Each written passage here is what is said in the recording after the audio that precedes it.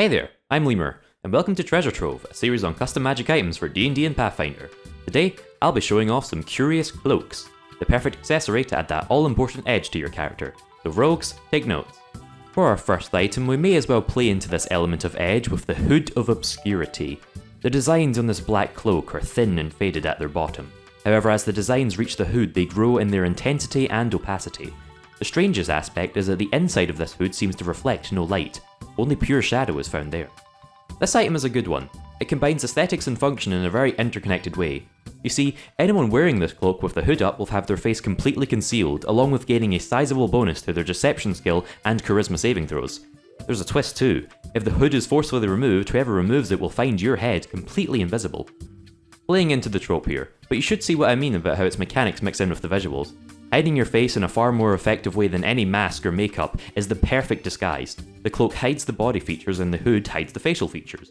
And with some extra additions to your deception is the cherry on top. To summarise, if your character is a cultist, you should get them this item. Now we've started on an item more utility focused, and since the last episode focused more on some number based explosives, let's keep the utility train going with the Cloak of Flying.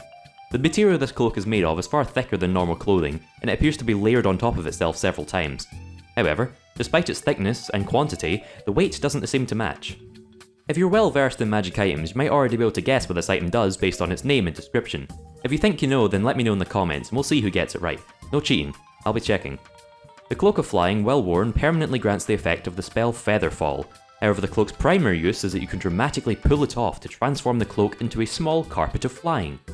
If you aren't familiar with it, the Carpet of Flying is an official D&D item that lets you complete your Aladdin cosplay by flying through the air on a magic carpet ride.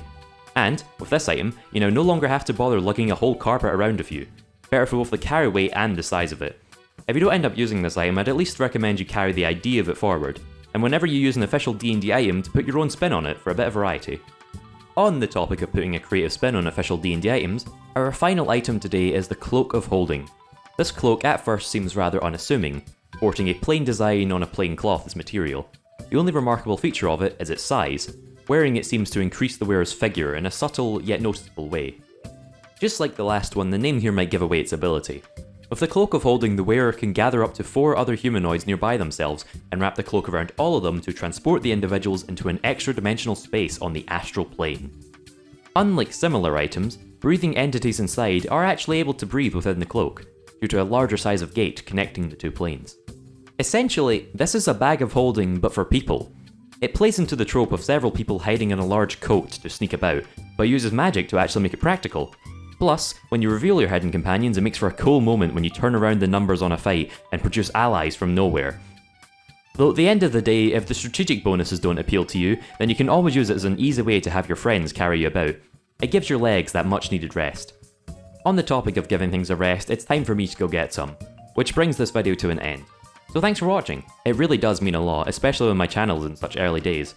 Instead of the usual plugs I do asking for subscribers or likes, today I want to point out that I've finally gotten around to making a Twitter, which you can find in the description or at Gamemaster Lemur.